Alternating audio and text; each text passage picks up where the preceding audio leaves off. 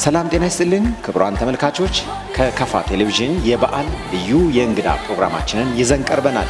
እንግዳችንን ወደ በኋላ ላይ እናስተዋውቃቸዋለን። አዲስ ዓመት ለኢትዮጵያውያን አዲስ ራዕይ የሚሰንቁበት፣ በአዲስ መንፈስ የሚነሱበት ነው። አሮጌውን ዓመት አልፈው ለአዲሱ የሚመራረቁበት፣ የሚጠያየቁበትም ነው። አዲስ ዓመት በየዓለማቱ እንደየባህሎቻቸው አዲስ ዓመታቸውን ያከብራሉ። በኢትዮጵያ ደግሞ በርካታ ብሔር ብሔረሰቦች በዚህ በመስከረም ወር አዲስ ዓመታቸውን ያከብራሉ። ከነዚህ መካከል ደግሞ ካፈቾች ተጠቃሽ ናቸው። ካፈቾች አዲስ ዓመታቸውን የሚቆጥሩት ከአዝመራ ጋር አያይዘው ነው። ሐምሌ 5 ላይ የሚጀመረውን አዝመራ ወደ ኋላ ላይ እያቀናነሱ መስከረም 12 ወይም መስከረም 13 ላይ ጳጉሜ 5 ወይም 6 ሲውል የሚለያይ ቢሆንም አዲስ ዓመታቸውን ያከብራሉ። በቀደመው የከፋ ነገስታት ዘመንም አዲስ ዓመት ለካፈቾች ልዩ የአዲስ ዘመን ብስራት ይዞ የሚመጣና ጠንካራ አበርክቶ የነበረው የሚሸለምበት፣ ደካማው የሚታረምበት፣ የሚታነጽበትም ነው። አዲስ ዓመት እንኳን ከዘመነ ማቴዎስ ወደ ዘመነ ማርቆስ በሰላም አሸጋገራችሁ። ክፍሌ ዓለሙ ነኝ። ቆይታችሁ ከከፋ ቴሌቪዥን ጋር ይሁን። ክቡራን ተመልካቾች፣ ከበዓል የመሸጋገሪያ ሙዚቃችን በኋላ ተመልሰን ተገናኝተናል። እዚህ ስቱዲዮ አንድ እንግዳ ጋብዘናል። እንግዳችን ራሳቸውን ካስተዋወቁ በኋላ ወደ ቆይታችን ወዳደረግነው መሰናዶ እናልፋለን። እንኳን አደረሶት። መልካም አዲስ ዓመት ይሁንልዎት። እርሶም ለመላው ኢትዮጵያውያን እንዲሁም ይህን የቴሌቪዥን ፕሮግራም ለሚከታተሉ ሁሉ መልካም ምኞት ያቀርቡ።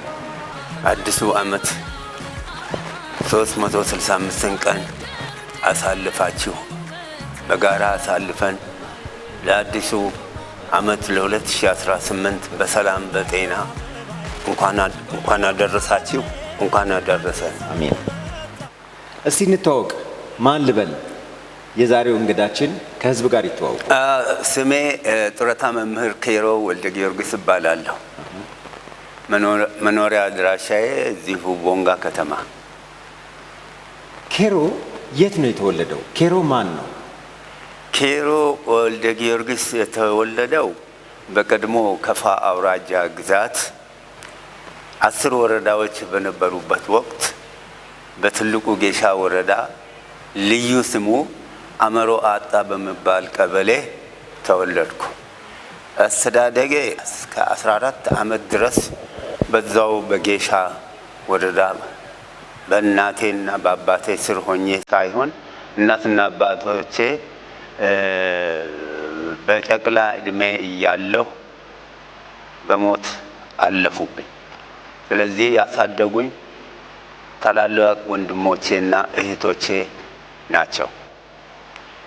ከ14 ዓመት በኋላ ጅማ ከፋ ጠቅላይ ግዛት በመባልበት ወቅት ቦንጋ ላይ የአክስቴ ልጅ ስለነበረች ሌላ የእናቴ እህት ባህ ጊዮርጊስ ክብረ በዓል ለማክበር መታ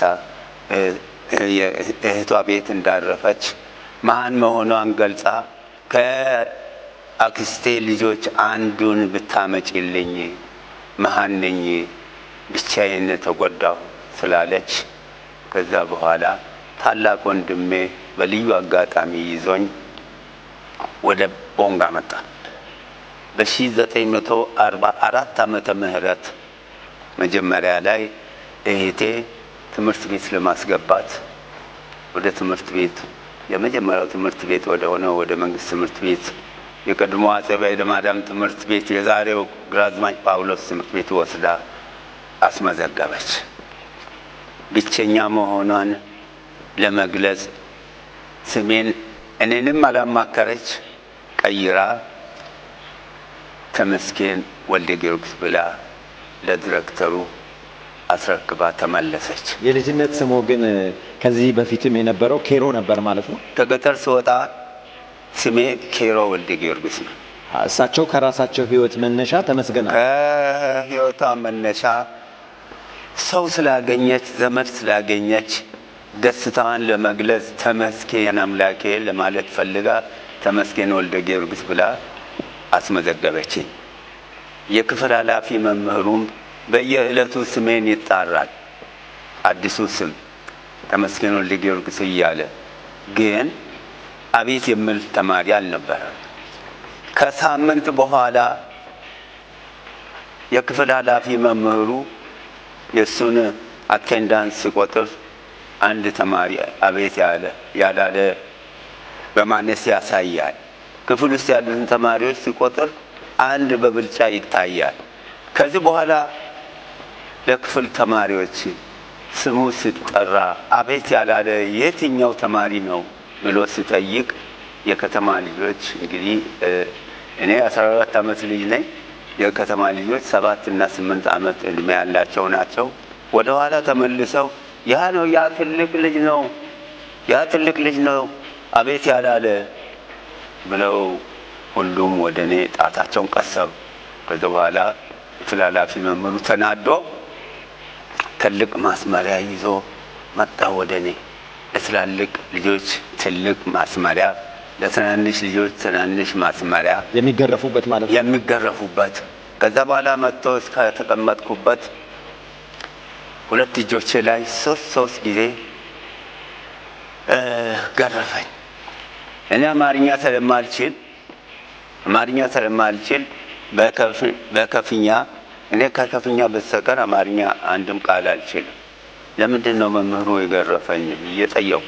ከኔ ጋር በእድሜ የምቀራረብ ስለሆነ ስምህ ስጠራ አቤት አላልክም አለኝ። ምን ብሎ ነው የጠራህ አልኩት። ተመስገን ብሎ ነው የጠራህ አለኝ። ምንም አላልኩም። ሰዓት ደርሶ ወደ ቤት ተመለስኩ። በንዴት ከእህቴ ጋር እንዴት ስምን ትቀይሪያለሽ እየተጣላሁ ትምህርት ቤት ሁለተኛ አልሄድም፣ ስምን ቀይረሻል፣ ወደ መጣሁበት መልሽኝ አልኳት። ከገበያተኛ ጋር ተከትዬ ወደ መጣሁበት ቦታ ተመልሼ ሄድኩ።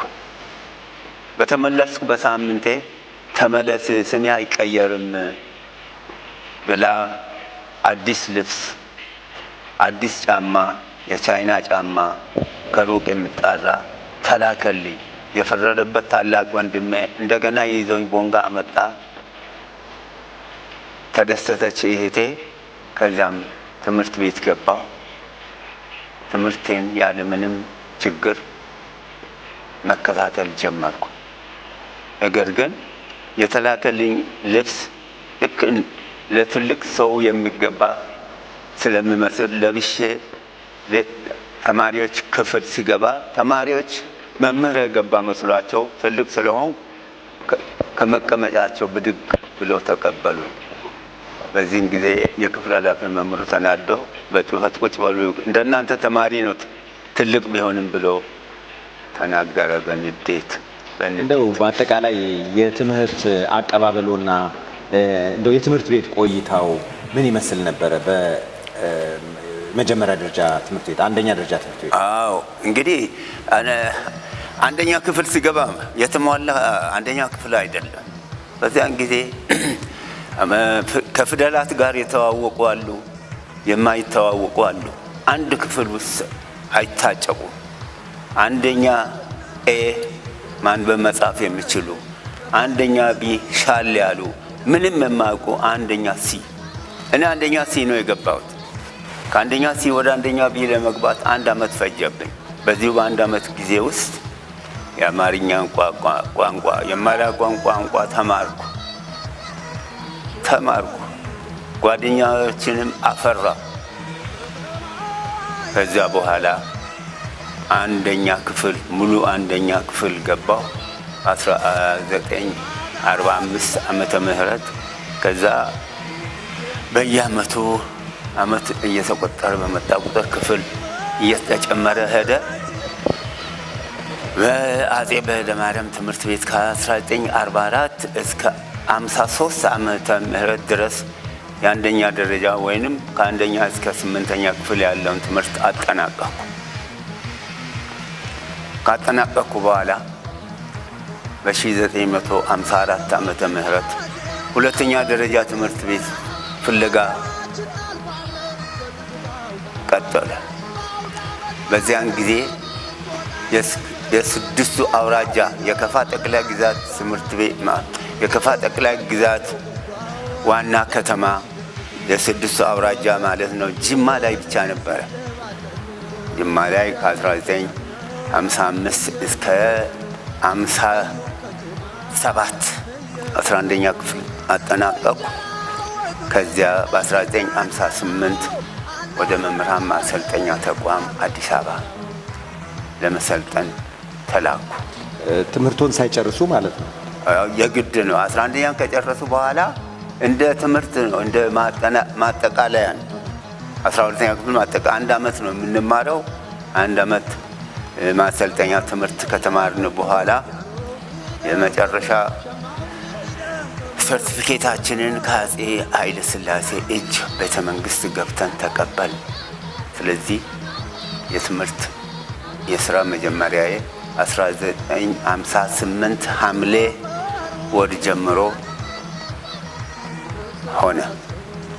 ከዛ በኋላ ወደ ከፋ ተመለስኩ።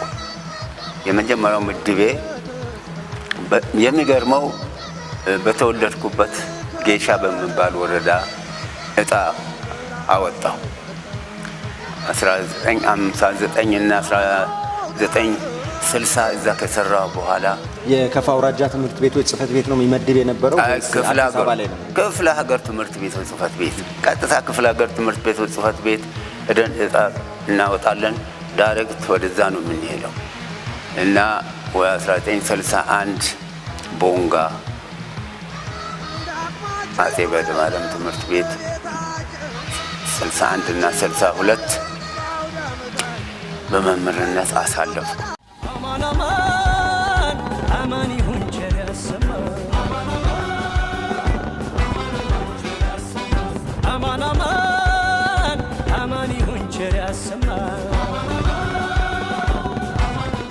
ክቡራን ተመልካቾች ቆይታ እያደረግን ያለነው ከጋሽ ኬሮ ወልደ ጊዮርጊስ ጋር ወይም መምህር ኬሮ ወልደ ጊዮርጊስ ጋር ነው።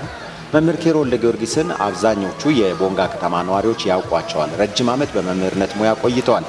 ከመምህራን ጋር የነበሩት የተማሪ መምህር ግንኙነት እንዴት ነበረ? በዛን ዘመን የነበረው እንደው አረሳውም፣ ይሄን መምህር አረሳውም እንዲህ በማድረጉ በመልካም የሚሆን በእንደዚህም አይነት እንደው በአንዳንድ ጊዜ ተማሪዎች የምናስታውሰው በጣም የሚጋረፍ ተማሪ ነው፣ ከክፍል ባልሆነ ምክንያት ያባረረን ወይ ደግሞ በጣም በመማር ማስተማር ስራ ውስጥ ሲያስተምር ደስ በሚለን መምህራኖቻችንን እናስታውሳለን። እና እርስዎ ገጠመኝ ያልነበሩትም በትምህርት ወቅት? እኔ ትዝ የምለኝ እስከ ዛሬ የማይረሳኝ በ1958 መምህራን ማሰልጠኛ እየሰለጠንኩ እያለሁ አስገራሚ ነገር፣ አስደንጋጭ ነገር አጋጠመኝ። በአንድ ግቢ ውስጥ 500 ሰልጣኞች ነን ያለ ነው። ከሶስት ክፍለ ጊዜ በኋላ እረፍት ውጡ ተብለን እንወጣለን። በየፍላጎታችን ወደ መዝናኛ ነው የምንሄደው። እኔ ወደ መረብ ኳስ ጨዋታ ወደሚካሄድበት ቦታ ሄድኩ። ቦታ ይዤ ቆምኩ። መረብ ኳስ እንደምታውቁት 6 ተጫዋቾች ናቸው አንድ የሚጫወቱት። እኔ ትርፍ ተጫዋች ሆኜ ቆሜያለሁ። ለካ ኋላ ውጣ ያ ልጅ ውጣ ምናምን ብለው ሲጣሩ አልወጣም አልኩ። ትንሽ ጉልበቱም አለ አልወጣም አልኩ። በኋላ ሄደው ለስፖርት መምህር፣ እኔ ለማላውቀው ስፖርት መምህር 2 3 4 መምህራን ናቸው የስፖርት መምህራን። የስፖርት መምህር ወጣት ብጤ ነው፣ ሰርቪስ አስተማሪ ነው። ዩኒቨርሲቲ 3 ዓመት ከተማረ በኋላ መጥቶ እኛ ጋር አስተምሮ የሚመለስ ነው። ውጣ ብሎ ገፈተረኝ። እኔ ተማሪ መስሎኝ ይዤ ይህንን አስተማሪ በቦክስ አጣደፍኩት። በኋላ ለ3 ለ4 አስረውኝ ወደ ዲሬክተሩ ወሰዱ። ቶሎ በሉ ብላክ ሊስት አስገቡ ተባልኩ። ብላክ ሊስት ውስጥ ገባሁ። ለ2 ቀን የጓሮ አትክልት ቦታ አለ ቆፍር ተባልኩ። አካፋ ዶማ ተሰጠኝ፣ ቆፈርኩ። ትዕቢተኛ ሊሆን አልሆን እኔን ለመለካት ምሳም አልሄድም ብዬ ተናድጄ ሲቆፍር ኦልሞስት ለመጨረስ ሲቃረብ ዲሬክተሩ መጥቶ አየኝና ምክትሉ ህንዳዊ ስለሆኑ ጠርተው ዲሬክተራችን ጠርተውት ምክትሉን በእንግሊዝኛ ነው ሚስተር ሳሚናታ ፕሊዝ ኤክስኪውዝ ፎር ዲስ ጋይ let him go to his class but put him in a black list አሉኝ። ብላክ ሊስት አንደኛ። አሁንም ከጥቁር መዝገብ አይወጡ። አንደኛ። አሁንም ኖሬ ከ4 ወር በኋላ ተማሪዎች ክፍል ውስጥ እየተማሩ እያሉ የክፍል ኃላፊን አስፈቅጄ ሽንት ቤት ደርሼ ስመለስ ህንዳዊ እሱም ወደ ሽንት ቤት እየሄደ ኃይለኛ ንፋስ ስለነበረ ጸጉሩን ንፋስ ብን ሲያደርግ ምን ማለቱ ነው ብዬ ዞር ብዬ ሳይ የደወል ፊት ላይ አለ፣ በየፒሪየዱ የሚደወል ያንን ደወል አነሳሁና ደወልኩ። ስደውል ተማሪ በሙሉ የተሰላቸ ከክፍሉ ተሯርጠው ወጡ። ማን ነው ይህንን ያደረገው ተብዬ እንደገና ታስሬ ሄድኩ። ሁለተኛ ብላክ ሊስት ውስጥ ገባሁ። አንድ እድል ብቻ ቀርተዋል፣ ወደ መጣህበት ልትመለስ ተባልኩ። ከዚህ በኋላ ጓደኞቼም ደነገጡ፣ እኔም ደነገጥኩ። አሁን ኖሬ መጨረሻ ላይ ወደ ሚያዝያ አካባቢ የመላ ኢትዮጵያ ትምህርት ቤቶች ስፖርት ውድድር በየዓመቱ ይካሄዳል፣ አጼ ኃይለ ሥላሴ በተገኙበት። እኔ መምህራን ማሰልጠኛውን ወክዬ በሁለት የስፖርት ውድድሮች አንደኛ ሆኜ ወደ ስታዲየም ሄድኩ። የዛሬው የአዲስ አበባ ስታዲየም አጼ ኃይለ ሥላሴም እዛ ሽልማት ለመስጠት ተገኝተዋል። በኋላ በውድድሩ በአሎሎ ውርወራ 3ኛ፣ በጦር ውርወራ 2ኛ ወጥቼ ለመምህራን ማሰልጠኛ 2 ሜዳሊያ ይዤ በመስጠቴ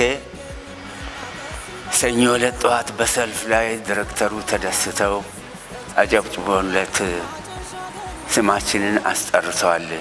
ስለዚህ ከዚህ በፊት የተያዘው 2 ብላክ ሊስት ከዛሬ ጀምሮ ተሰርዟል ተባለ። አደገኛ ተማሪ ተብለው የተለዩበት ታሪክ በዚህ ተሻረ ማለት ነው። በዚህ ተሻረ። ጥሩ ውጤት በማምጣቴ ከመባረር ዳንኩኝ። ይሄ ምን ጊዜም ቢሆን እስከ ዛሬ ስፖርት ህይወቴ ነው። ስፖርት እድሜ ይቀጥላል እና ስፖርት እስከ ዛሬ ድረስ ከህዝብ ጋርም ያስተዋወቀኝ አንዱ ስፖርት ነው። እግር ኳስም ጋሼ ወደ ስፖርቱ በኋላ ላይ እንመጣለን። ሰፊ ታሪክ ያለው ነው እና በራሱ ምናልባትም ራሱንም አስችለን የምንሰራበትም ጊዜ ይኖራል። እግዚአብሔር ለእርሱ እድሜና ጤና ይስጦትና ክቡራን ተመልካቾች በድጋሚ እንኳን ለአዲስ ዓመት በሰላም አደረሳችሁ። ቆይታ እያደረግን ያለ ነው ከጋሽ ኬሮ ወልደ ጊዮርጊስ ጋር ነው። ጋሽ ኬሮ ዛሬ በዓል እንግዳችን ናቸው። ቆይታችሁ አሁንም ከከፋ ቴሌቪዥን ጋር ይሁን። ከተከታዩ የበዓል ሙዚቃ በኋላ ተመልሰን እንገናኛለን። ክቡራን ተመልካቾች ክፍሌ ዓለሙ ፕሮግራሙን እየመራው ነው። እንግዳችን ነው ፕሮግራማችን የበዓል እንግዳችን ጋሽ ኬሮ ወልደ ጊዮርጊስ ናቸው። ኦልሞስት የ90 ዓመት የእድሜ ባለጸጋ። እንደዚህ አይነት እድሜን ለእኛም ለሁላችንም ፈጣሪ ይቸረን። ጋሽ ኬሮ በእድሜያቸው ሁሉ መልካም ስራን ሰርተዋል። በዚህ ስራቸው ደግሞ በከተማችን ይታወቃሉ። ጋሽ ኬሮ አስታራቂም ናቸው። በ1970ዎቹ 80ዎቹ በከፋ ስፖርት ውስጥ ታላቅ ስፍራ የነበራቸው ሰውም ናቸው። እሱን ወደ ኋላ እንመጣለን። ጋሽ ኬሮ ተወልደው ካደጉበት አካባቢ መጥተው የኖሩት አብዛኛውን የእድሜያቸውን ክፍል ያሳለፉት ከ70 ዓመት በላይ የሚሆነውን ጊዜ ያሳለፉት ቦንጋ ላይ ነው። ቦንጋ ቄራ ሰፈር። የቄራ ሰፈር ቆይታቸው ምን ይመስላል? ወደ ጋሽ ኬሮ። እውነት ነው። በቦንጋ ከተማ ውስጥ በርካታ መንደሮች አሉ። የእነዚህ መንደሮች ሁሉ ዋና ከተማ ቄራ ነው። መገናኛው እንደ ገበያ ቄራ ነው። ቄራ ሁላችን እንደምናውቀው ከብቶች ጥሻ ውስጥ ታርደው ተበልተው መተው የሚሸጡበት ስፍራ ነው። በዛን ሰዓት ቄራ ባለመኖሩ ማለት ነው። እርድ ቦታ አልነበረም። ቄራ ላይ ስጋና ጠጅና ስጋ ሁለቱ የማይነጣጠሉ ነገሮች ናቸው። ሁሌ ስጋ ነው፣ ሁሌ ጠጅ ነው። ነገር ግን ከሳምንት 5 ቀናትን ሰዎች ከተዝናኑ በኋላ በዚህ በጠቀስኳቸው ምግብና መጠጥ አርብና ሮብ በመጣ ቁጥር ሮብን ተርበናል፣ አርብንም ተርበናል፣ ራትም የለን እያሉ አርብና ረቡዕን ይረግማሉ። አዎ ይራገማሉ። ሁሉም በልቶ ያድራል። ሁሉም ስጋውን በልቶ ያድራል። ሁሉም ስጋ በልቶ ያድራል። ከስጋ ውጪ ምንም ነገር እግዚአብሔር ሆይ ዛሬ ደግሞ ይሄ አርብና ረቡዕ መጣ፣ ምንድን ነው በልቼ የማድረው የሚባልበት ስፍራ ነው። እንደው በዚያን ዘመን ታዋቂ የሚባለው ልኳንዳ ቤት የማን ነበር? ታዋቂ የሚባለው አሁን እናንተን የመሳሰሉ ሰዎች እውቅ ሰዎች ገብተው የሚጠጡበት ጠጅ ቤትስ የማን ነበር? አዎ ኤራ ላይ በዛን ጊዜ 4 እና 5 ሉካንዳ ቤቶች በስተቀር እንደ ዛሬ ሰፍቶ አይታይም። በዛን ጊዜ የነበሩት እንደ 1 2 3 ስም መጥራት ቢያስፈልግ አቶ ሀብተ ማርያም ንጉሴ፣ አቶ ገብረ ማርያም ታደሰ የሚባሉ ሌሎች ገና ታዳጊዎች ናቸው። እና አቶ ሰይፉ ደስታ አልነበሩም? አቶ ሰይፉ ደስታ ከኋላ ነው የመጡት። ይሄ እየተናገርኩ ያለሁት በ40ዎቹ ውስጥ ያሉ 40ዎችና 50ዎቹ ውስጥ። ከዛ በኋላ ቀስ በቀስ ቄራ መስፋት ጀመረ። የእርድ ቦታም መለየት ጀመረ። የእርድ ቦታም መለየት መጣ እና ቄራ የሚባለውም በኪሎ አይሸጥም፣ በምድብ ነው። ኪሎ ቦንጋ ከተማ ላይ የታየው በ1977 ዓመተ ምህረት ላይ በኪሎ ስጋ መሸጥ የተጀመረው። ሰው ሁል ጊዜ ከአርብ ሮብ በስተቀር ስጋ የሚበላ ከሆነ ገንዘቡን ከየት አምጥቶ ነው የሚገዛው? እንዴት ነበረ ማህበራዊ ኑሮ መስተጋብሩ እንዴት ነበረ? አዎ በዚያን ጊዜ የነበረውን ገንዘብ ከአሁኑ ገንዘብ ጋር አናስተያዩ። አይ ምናልባት እኮ ገንዘቡን ባናስተያየውም ገንዘቡን ማግኘት በጣም ከባድ ሊሆን ይችላል። ገንዘብ አለ። ገንዘብ በሺዎች የሚቆጠር አይደለም። 20 ብር የያዘ ሳምንቱን ወሩ ሙሉ ይበላል። አንድ ብልት ስጋ እኮ ብር ከ50 ይሸጣል። አንድ ሙሉ ብልት አይሆንም። የተመደበውን ካለ በ50 ሳንቲም ቤት በብር ቤት ነው። ጠጅ ቤቶች ግድ ነው። ጠጅ ቤቶች መጠጥ በርካሽ ይሸጣሉ። ማር በትንሽ ብር ይገዛሉ። ብዙ ብር አላቸው። ብዙ ብር የምንለው እንግዲህ ብር አይደለም፣ ዶላር ብለው ይሻለኛል። አዎ ዶላር ነው። አሁን የአንዷ ብር እንደ ዶላር ትቆጠራለች። ልክ ነው። በዚያን ሰዓት የአፄ ኃይለ ሥላሴን 1 ብር አስታውሳለሁ። አንድ የኢትዮጵያ ዶላር ነበር። አንድ የኢትዮጵያ ዶላር ነው። ኪሴ ውስጥ አለች ራሷ። ካስፈለገ ወደ ኋላ አሳያለሁ። አንድ የኢትዮጵያ ዶላር ነው የሚለው። አንድ የኢትዮጵያ ብር አይደለም። የድሮውን ብር አይሳችሁ ከሆነ ስለዚህ የብር ችግር የለባቸውም። ከቤታቸው ሆን ብለው በሳንቲም ደረጃ ቋጥረው ነው የሚመጡት። ለጠጅ 50 ሳንቲም፣ ለስጋ መብያ 1 ብር ወይም ከዛ ባነሰ ጠግበው ወደ ቤታቸው ይሄዳሉ። የገጠሬውማ በገበያ ቀን ብቻ ነው የሚገኘው። ከተሜው ግን ሁሌ እዛ ነው የሚከተሙ። ሁሌ እዛ አይጠፋም የከተማ ሕዝብ። ብዙ ንግድ የለም። ብዙ ገቢ እንደተባሉ የላቸው። ባይኖርም ትንሿ ብር ብዙ ትጠቅማቸዋለች። ቅድም አንድ ጥያቄ አንስቼልዎት ነበረ ከጠጅ ቤት አንጻር። አሁን በርካታ ልኳንዳ ቤቶች ባይኖሩም ልኳንዳ ቤቶች 1 2 ብለው በጣት የቆጠሯቸው አሉ።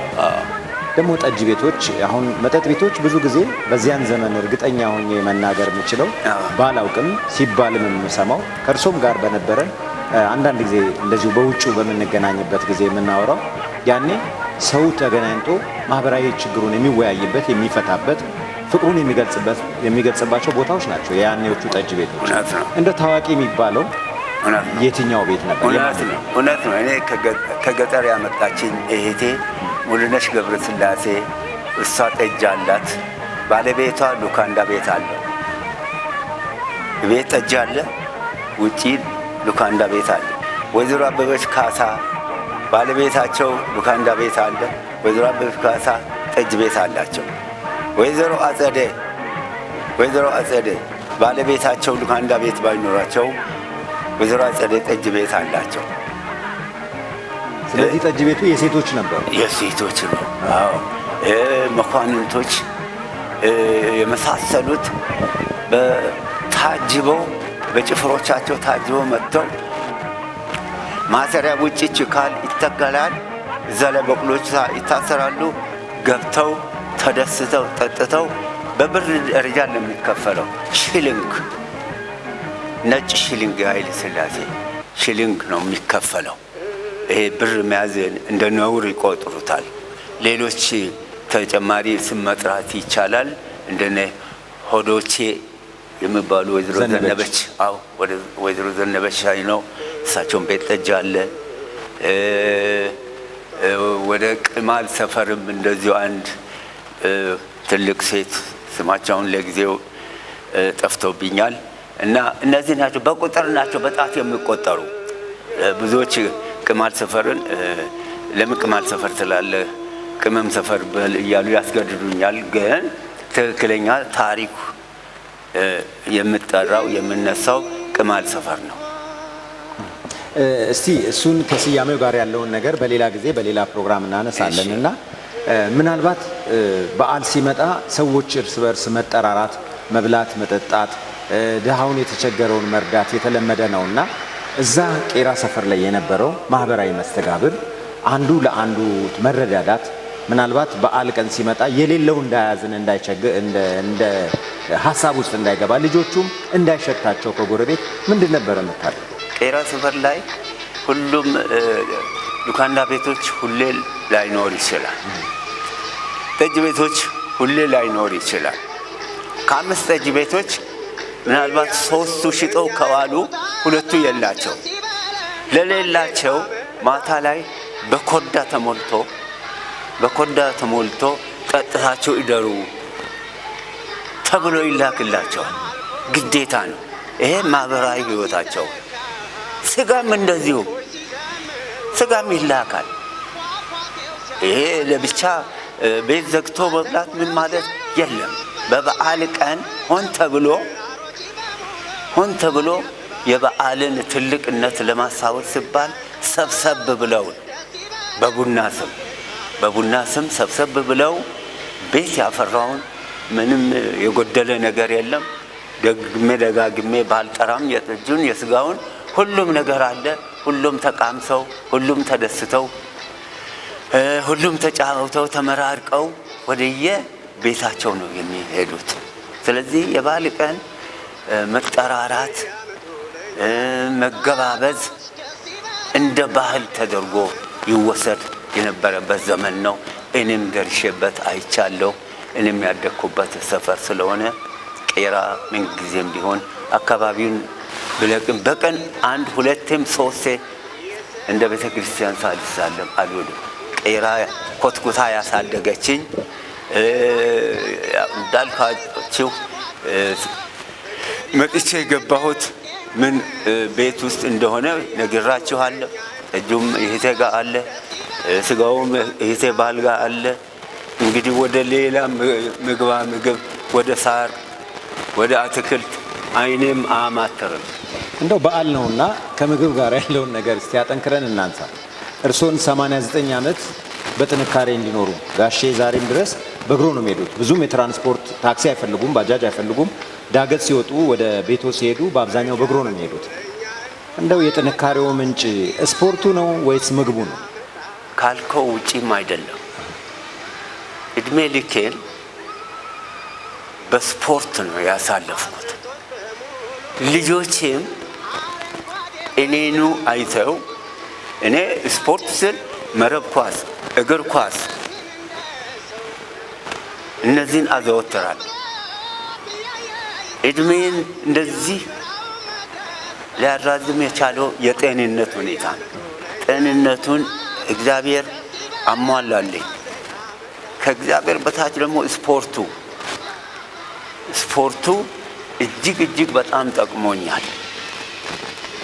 ከኔ የተማሩት ልጆቼ ደግሞ ሴቶች ናቸው ልጆቼ ከአንድ ወንድ በስተቀር።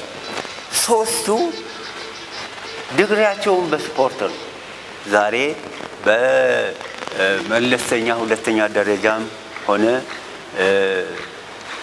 አንዷ የመጀመሪያ ልጄ በስፖርት የአውራጃው ምርጥ የመረብ ኳስ ተጫዋች ሆና ጅማ ድረስ ሁሉ እየሄደች ስትጫወት እንደነበረ ብዙዎቹ የቦንጋ ከተማ ህዝቦች ያውቃሉ። እና ለኔ እድሜ መግፋት፣ ለኔ እድሜ መቆየት፣ ለኔ ጤና መጠበቅ ስፖርት ነው። የእግር ጉዞ በጣም ይበላሉ ይባላል። እንደው በዓል ያው ሲነሳ ምግቡም አብሮ ስለሚነሳ ነውና ጋሽ ኬሮ ይበላሉ፣ በጣም ጤንነታቸውን ይጠብቃሉ። የሚበሏቸው ምግቦች ሴሌክቲቭ ናቸው ይባላል። እስኪ ስለዚህ ነገር ጥቂት ይበሉ። አዎ እንግዲህ እኔ በእርግጥ ብዙ በላለው፣ ስፖርቱ ደግሞ የበላሁትን ይበላል። ስፖርተኛ ብዙ ካሎሪ ነው የሚጨርሰው። አዎ ብዙ ካሎሪ ከጨረሰ ሌላ ተጨማሪ ይጠይቃል። ብዙዎች ስሜን የሚያጠፉት እኔና አንድ ጓደኛዬ በህይወት የለም ነፍሱን ይማረው፣ ከእኔና ከጓደኛዬ ጋር አብረን አንበላም፣ ከመለሰና ከኬሮ ጋር እኛ አንበላም፣ ሁለቱ ጅቦች ናቸው ይሉናል። እኛ ጅብ ሆነን አይደለም፣ ስፖርተኞች ስለሆን ስፖርት የሚያዘወትር ሰው ግድ ነው። የተገኘው ምግብ ግን አይበላም፣ ግድ ነው። እኛ ደግሞ በእኛ ዘመን ስጋ ካልበላን ምግብ እንደበላን ተደርጎ አይቆጠርም። አዎ ስጋ መብላት በእርግጥ አንበሳ ብቻ ነው ሁሌ ስጋ የሚበላ ይላሉ። እኛም እንደ አንበሳ ነው። የጅማ እግር ኳስ ተጫዋቾች አንበሶች መጡ ነው የሚሉን። አዎ ስጋ በልተን ሜዳም ስንገባ ጠጅም አንድ ሁለት ብርጭቆ ጠጥተን ነው።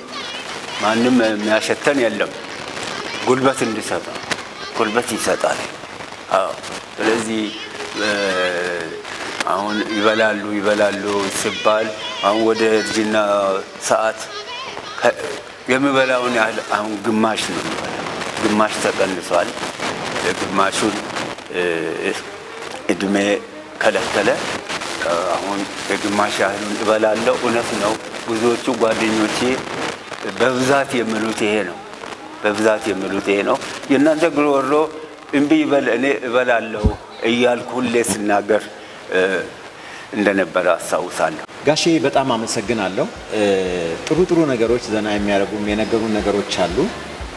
እስኪ ወደ 1961 የአጼ በዕደ ማርያም ትምህርት ቤት ቆይታውን መልሶት በ1961 ዓመተ ምህረት በአጼ በዕደ ማርያም ትምህርት ቤት በመምህርነት ተቀጠሩ። ትምህርት ቤቱን ደግሞ ለረጅም ዓመታት በዳይሬክተርነትም መርተዋል። በእነዚህ ጊዜያቶች ደግሞ የስፖርት ህይወትም አለ። በከፋ ስፖርት ውስጥ የራሱ አበርክቶ እንደነበሩት ቅድም ለተመልካቾች ገልጬ ነበርና እስኪ ጥቂት ስለ አጼ በዕደ ማርያም ትምህርት ቤትና ስለአሁኑ የግራዝማች ጳውሎስ ትምህርት ቤት እና ስለ የእርሶ የስፖርት ቆይታ ወይም የስፖርት ጊዜ እናውጋ። እሺ፣ አመሰግናለሁ። እኔ የተማርኩበት ትምህርት ቤት አጼ በዕደ ማርያም ትምህርት ቤት ነው። ለመጀመሪያ ጊዜ ገብቼ ተመዝግቤ የተማርኩበት ትምህርት ቤት። ከዛም በኋላ በ61 ዓመተ ምህረት መጥቼ እዛው ትምህርት ቤት በመምህርነት ከ1961 እስከ 62 በመምህርነት አገልግያለሁ። በዚህን ወቅት በቦንጋ በከፋ አውራጃ ስፖርት እጅግ በጣም ገኖ ስለነበረ በቦንጋ ከተማ ብቻ 4 ክለቦች ነበሩ። ከቦንጋ ውጪ 3 ክለቦች ነበሩ። እነዚህም ክለቦች አጼ በዕደ ማርያም አንድ ክለብ ነው። ጉሬዛ የሚባል በካቶሊክ ሚስዮናውያን የምንረዳ ቦንጋ ንብ፣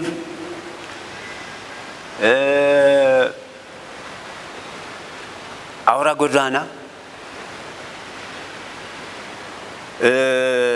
ውሹሻይ ልማት ክለብ፣ ዴቻ ክለብ፣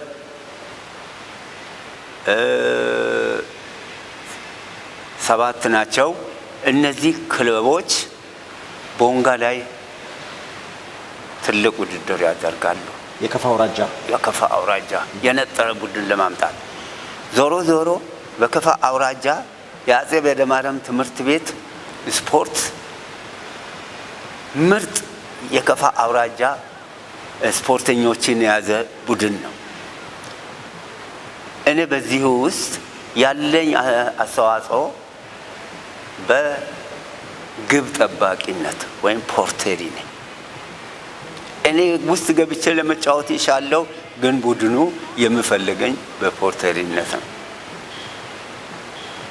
እዚህ ላይ ሁሌ አሸናፊዎች ነን። ሁሉም እስከ አፍሪካ ድረስም ሄደው የተጫወቱ ተጫዋቾች የነበሩበት ነው። እነ አሊ አደም፣ እነ ተፈሪ ገሰሰ፣ ደስታ ማሞ የሚባሉ ታዋቂ ስፖርተኞችን ያቀፈ ቡድን በመሆኑ ሁሌ ስሙ ገኖ ይነሳል። እናንተ ከአጼ በደማርያም ቡድን በኋላ ደግሞ ሁለተኛው ቡድን ጉሬዛ ነው።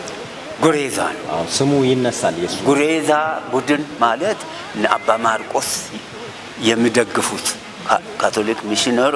በዚህ በጉሬዛ ውስጥ የተሰገሰጉት ተጫዋቾች የወባ ማጥፊያ ሰራተኞች ተጫዋቾች በብዛት ከየቦታው ከየአገሩ የመጡ ስለሆነ እዛው ተሰግስገው ከኛ ጋር ኮምፒት ያደርጋሉ። ብዙ ተጫዋቾችን የያዘ ነው። እንደ የዛን ዘመን የስፖርት ድጋፍ የህብረተሰቡ ተቀባይነት እንዴት ነበር? አዎ በዚያን ጊዜ እነዚህ የጠቀስኳቸው እነ ዴቻ፣ እነ ጊምቦ፣ ያልጠቀስኳቸው እነ ጊምቦ የራሳቸውን ቡድን ይዘው ይመጣሉ። ቦንጋ ስታዲየም ላይ ቦንጋ ስታዲየም የመጀመሪያው ስታዲየም በቦንጋ ታሪክ በከፋ አውራጃ ታሪክ አጼ በደማርያም ትምህርት ቤት ግቢ ነው እስከ 1975 ድረስ። ያሁኑ የቦንጋ ስታዲየም በ1976 ነው ሀ ብሎ የተጀመረው። እሱንም ያሰሩት አቶ ሰለሞን ወልዴ የአውራጃ ገዢ የአውራጃ አስተዳዳሪ በነበሩ ጊዜ በ74 ተጀምሮ በ76 ስራው የተጠናቀቀ። ስለዚህ እነዚህ ክለቦች የሚረዱት መንግስት እስከዚህ ባለሙያ መመደብና ማስተባበር እንጂ ህዝቡ ፈቃደኛ ምንም ጉትገታ ሳይኖር አሁን በደማርያምን በተመለከተ በደማርያም ራሱን የቻለ ማሊያ ይገዛል፣ ራሱን የቻለ ጫማ ይገዛል፣ ገንባሌ ይገዛል። ሌሎችም ውድድር እኔ በልጥ በሚል ማን ከማን ያንሳል በሚል ሁሉም የራሱን ጥጥቅ ሟልቶ ብቁ ሆኖ ሜዳ ላይ ይገናኛል። እነማን ነው የሚረዳቸው? ሀብታሞችም ይረዳሉ። ለምሳሌ ሳልጠቅስ የማላልፈው የነጠረ የከፋ አውራጃ ምርጥ ቡድን ጅማ ለውድድር በሚሄድበት ጊዜ ሀብታም ነጋዴዎችም አብረው ይጓዛሉ ከኛ ጋር። ከሀብታም ነጋዴዎች መካከል ነፍሷን ይማረው ወይዘሮ አዳነች አየለ የሚባሉ የአዳነች ሆቴል ባለቤት የዛሬው ኮፊላንድ ህንጻው የተሰራበት ቦታ እነሱን የመሳሰሉ ሌሎች አብረው ተከትለው ይሄዳሉ። ተመልካቾች እንዴት ነበር የሚሄደው? እናንተ ናችሁ? አዎ እኛ ያኔ የምንሄደው ከጅማ የፖሊስ ማክ እናስመጣለን። ማርቸዲስ ይሄ ተራራ የሚወጣ መኪና እሱ ይመጣል። ከኋላ ነው ሁሉም ወደ 100 ሰው ሁሉ ይጭናል። ትልቅ ስለሆነ 100 ሰው ጭኖ ከነ ደጋፊ እንደገና እጩ ተጫዋቾች አሉ። እኛን ተከትለው ከኛ ጎን ከኋላ ተከትለው ማሊያችንን ይዘው ነገ ጥሩ ተጫዋች እንደሚወጣቸው ራዕይ ያላቸው ተከትለውን ይሄዳሉ። ኋላ ደግሞ እነዚህ እኛን ተኩ ከነዚህ መካከል አንዳንዶቹ መጥቀስ ቢያስፈልግ እንደነ ግዛው ወልደማርያም ኋላ ሰባዎቹ ላይ ምርጥ ተጫዋች የሆነው ከኛ ጋር ተከትሎ እየሄደ ትዝ የሚለኝ እንደው የሱን ስም ካነሳው የከፋ ምርጥ ቡድን ጎሬ ላይ ሄዶ እንዲጫወት ጥሪ ተደረገለት። ጅማን አሸንፈን ዋንጫ ይዘን መምጣታችንን ሰምቶ ጎሬ ስንሄድ እነ ግዛው እነ ሰለሞን ደገፍም ግንቦ ያለው እነዚህ ሁሉ እኛን ሌሎች ያልጠራኋቸው እነ ፈቃዱ ወልደ ማርያም የመሳሰሉት እኛን ተከትሎ እየሄዱ ከኛ የእግር ኳስን ጥበብ ተምረው እነሱም ኋላ ተነስተው ከኛ በተሻለ ሁኔታ የእግር ኳሱን ጥሩ ቦታ አድርሰዋል።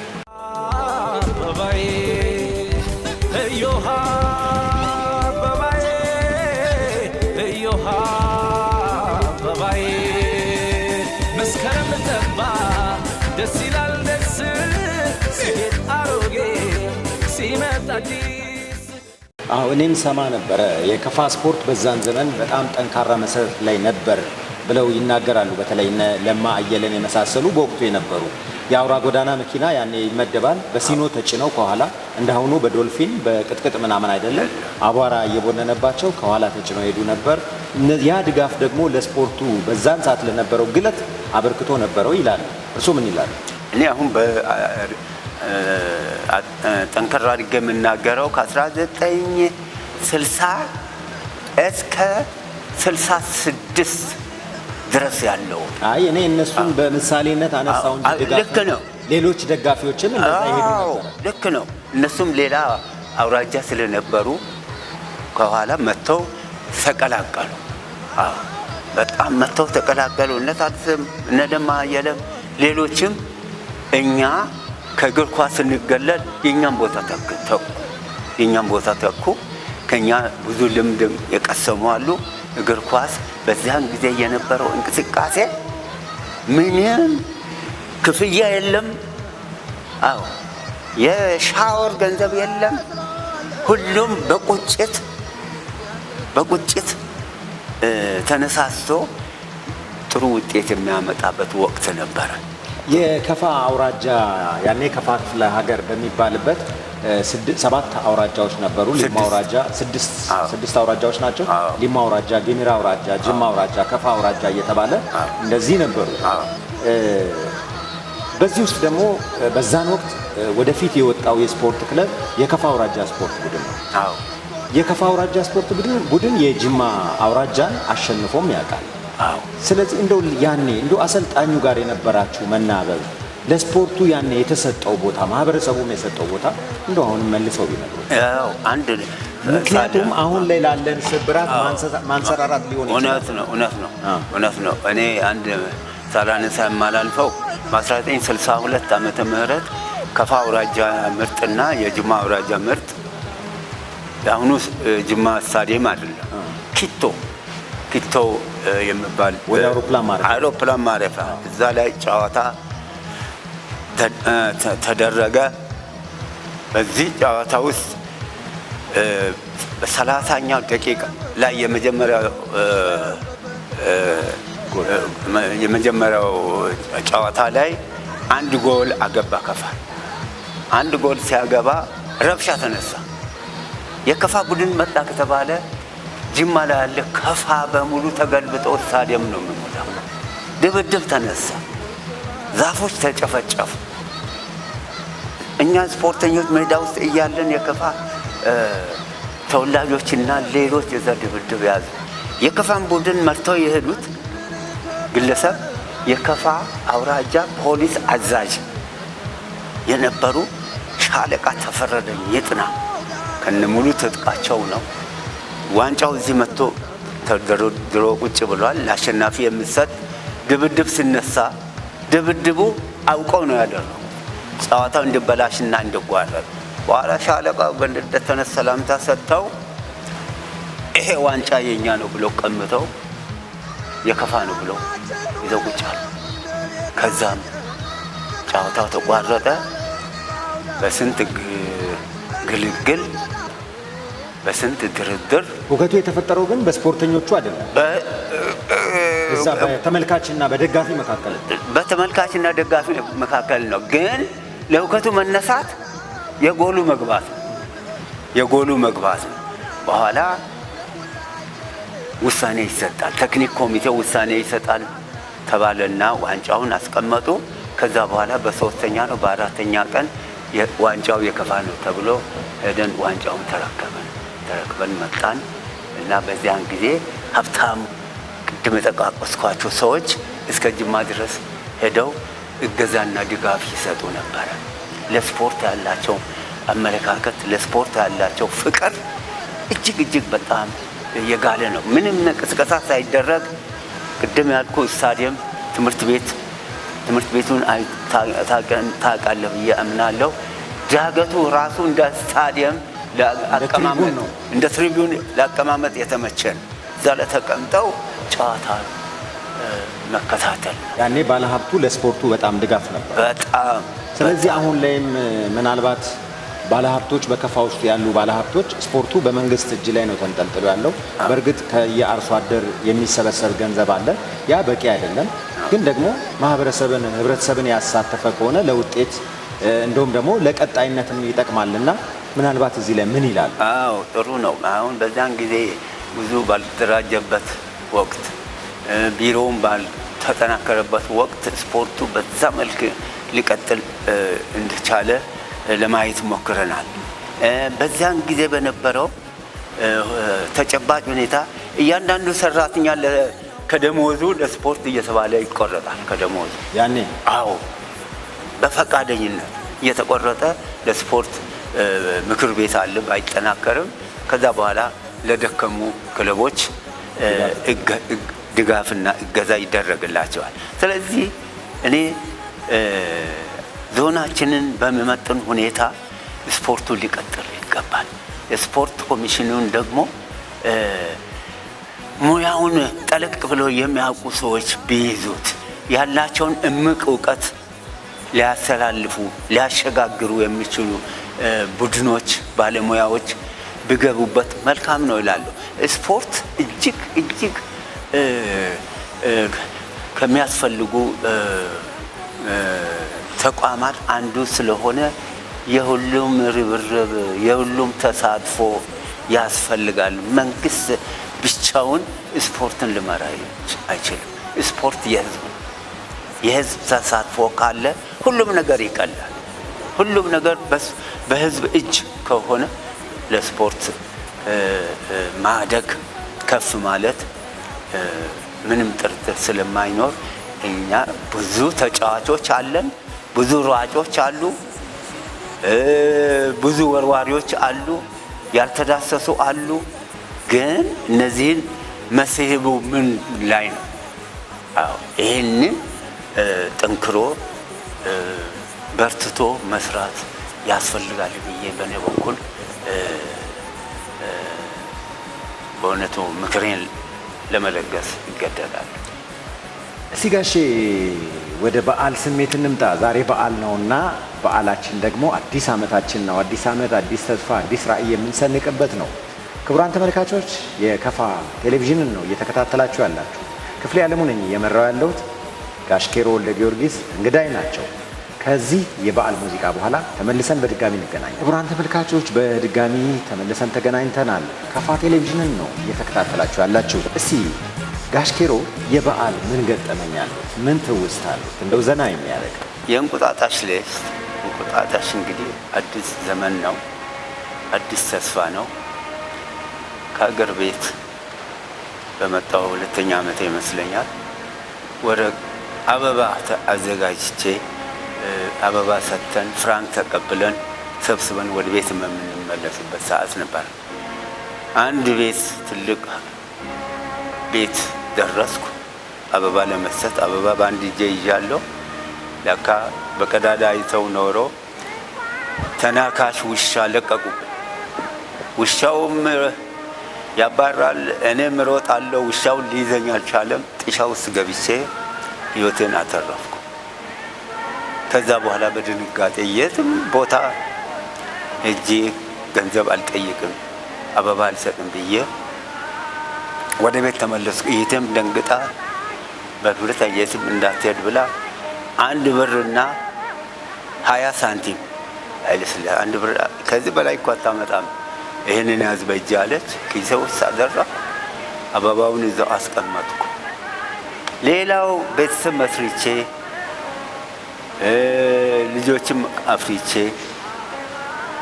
ቤት እያለው እንቁጣጣሽ አንድ ወቅት እንቁጣጣሽ መጣና 12 ሰዓት ተኩል ላይ አንዱ በር አንኳኩቶ እኛ ዘግተን ተኝተናል። እንቁጣጣሽ እንቁጣጣሽ እንቁጣጣሽ እንቁጣጣሽ እያለ 3 ተጣራ። የምነሳ ሰው አላገኘም። ታዲያ በመጮህ ደከመና እንዲቀና ብሎ ሲያይ አምፖል ከላይ ተንጠልጥሏል። አምፖሏን ቀስ ብሎ አወለቀና ኪሱ ውስጥ አድርጎ በእጁ የያዘውን አበባ መስኮት ላይ አስቀምጠው ሄደ።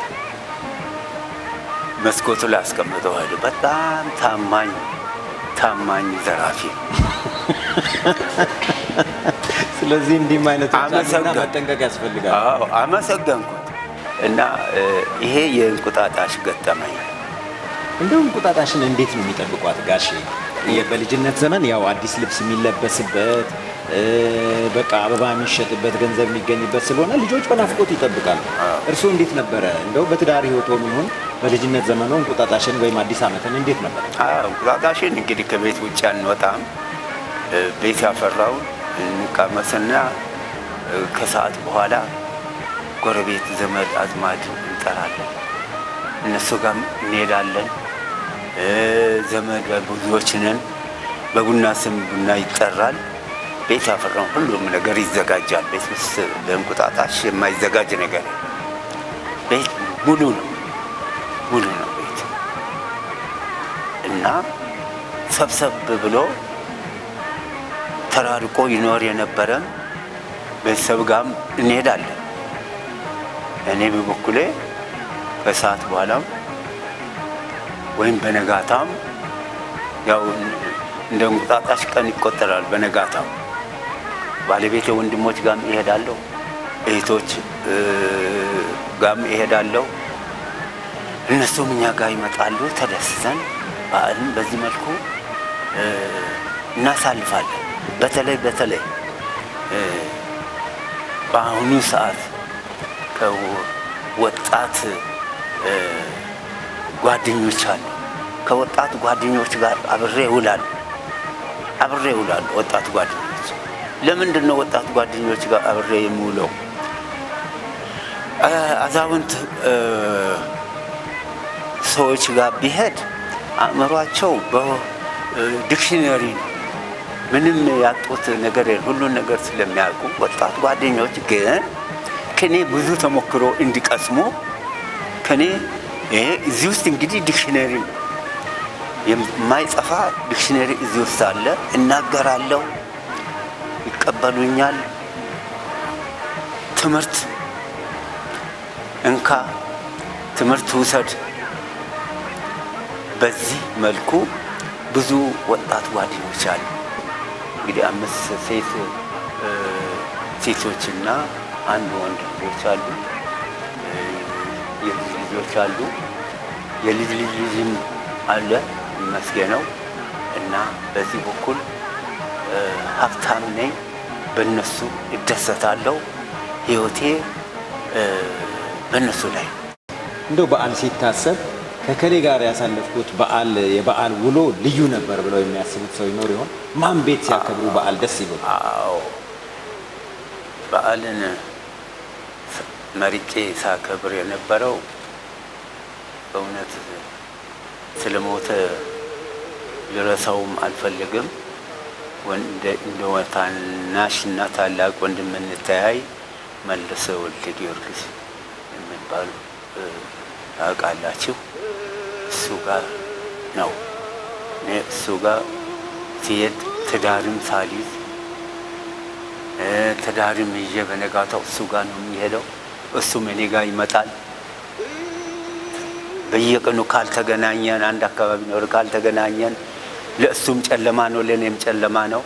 በበዓል ቀን እጅግ በጣም ተደስተን እንደ መብራት ተውበን የምንውለው ከወንድሜ ከዚህ ጋር ነው።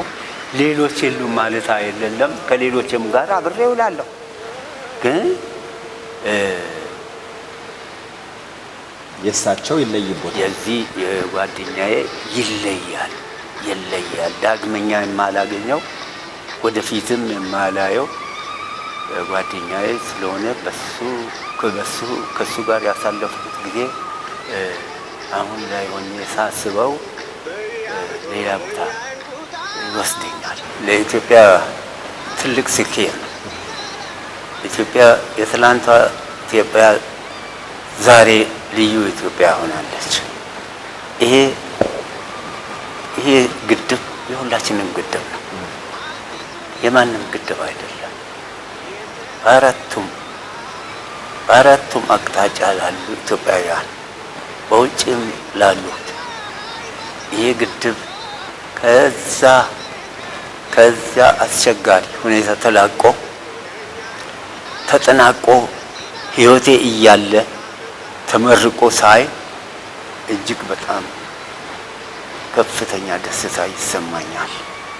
ይሄ ህዳሴ ግድብ ሁላችንም ቆመን ልንዘምርለት ይገባል። ደስታችንን ልንገልጽ ይገባል። ይሄ ደስታ በየቤታችን እንደ ሰርግ ሊጨፈር ይገባል። አዎ ይሄ አንዳንድ አሉባልታ ነጂዎችን ወሬ ሰብሮ በድል የተወጣ ስለሆነ ኢትዮጵያ ዳግም ድሏን አጣጥማለች ብዬ ይወስዳለሁ። ከአድዋ ድል ቀጥሎ አድዋ በእውነት ህዝብ ከጫፍ እስከ ጫፍ ነው። ለአድዋ ገንዘብ የተዋጣ ገንዘብ አልነበረም። የሰው ደም የሰው አጽም ነው የተከፈለው። ለህዳሴ ሰው ከሚበላው ከሚጠቀመው ቀንሶ ህዳሴ የኔ ነው ነገ ብሎ ከኪሱ አውጥቶ ከፍሎ ያሰራው ስለሆነ ኢትዮጵያ ቃሏን ፈጽማለች። ትልቅነቷ ላይ ትልቅ አሻራ አስመዝግባለች። አሁንም ነገ ትልቅ ትሆናለች የሚል ተስፋ አለኝ። ኢትዮጵያን በክፉ የሚያያት እኔ እንጃ። በአሁኑ ሰዓት ኢትዮጵያን የማይወዱም የሚወዱም በደስታ ይፈነድቃሉ ብዬ ይወስዳለሁ። ግድ የለም የኛው ሆነው በህዳሴ መመረቅ እኔ እንጃ። የማይደሰት ኢትዮጵያዊ ካለ እንግዲህ እግዚአብሔር ከሱ ጋር ይሁን እና ምንም ማለት አልፈልግም። ኢትዮጵያ ዘላለም ትኖር፣ ሀያል ሆና ለዘላለም ትኖራለች። እኛ ግን እናልፋለን። ኢትዮጵያ ለዘላለም ትኖር። ወደ መቋጫው ደርሰናልና በዚህ በዓል እንኳን አደረሳችሁ የሚሏቸው ጓደኞቹም ሊሆኑ ይችላሉ። እንዲሁም ደግሞ ቅድም የጠቀሷቸው የባለቤቱ ዘመዶችም ሊሆኑ ይችላሉ። በእርሱ በኩል ያሉ ወገኖችም ሊሆኑ ይችላሉና እንኳን አደረሳችሁ የሚሏቸው ካሉ ለነሱ የመልካም ምኞት መግለጫ እንዲያስተላልፉ እድሉ ነው። አመሰግናለሁ። በመጀመሪያ ለወንድሜ ልጆች ለመለሰ ወልደ ጊዮርጊስ ልጆች መልካም አዲስ ዓመት ይሁንላችሁ።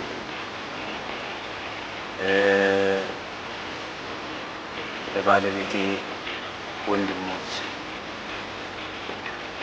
ጌታውን ከበደ፣ ምንነሽ ከበደ፣ አዳሚስ ከበደ፣ እንዳሻው ከበደ፣ ታሪኳ ከበደ፣ በቤተሰብ አካባቢ ቅርብ ጓደኞቼ በሙሉ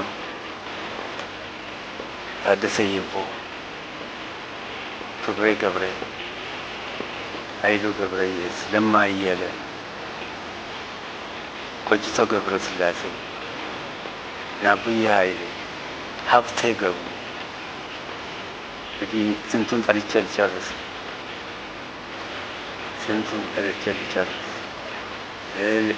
ለልጆቼ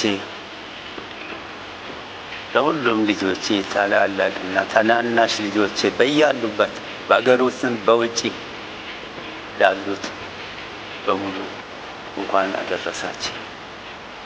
ጓደኞቼ፣ ታናናሽ ጓደኞቼ፣ ስማችን ያልጠራኋችሁ ጎረቤቶቼ፣ ስታመም ጠያቂዎቼ፣